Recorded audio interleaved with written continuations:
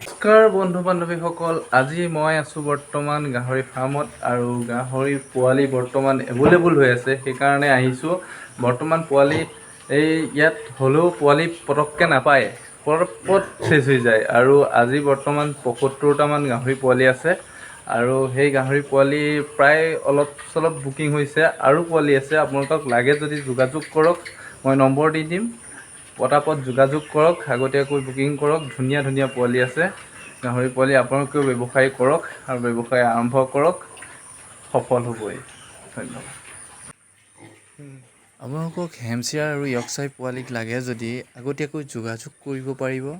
আৰু বহুত ধুনীয়া পোৱালি এয়া পোৱালি আপোনাৰ ১.৫-২মাহমান হৈ গৈছে। এইখিনি ধুনীয়া ৱেইট আপোনাৰ ২০ কেজি ১৮ কেজি এনেকৈও আছে। আপোনালোকে যোগাযোগ কৰক, বহুত আছে পোৱালি। লাগে যদি অতি সোনকালে যোগাযোগ কৰক, আমাৰ নম্বৰ দিয়া আছে, তাত ফোন কৰিলে আপোনালোকে পাব।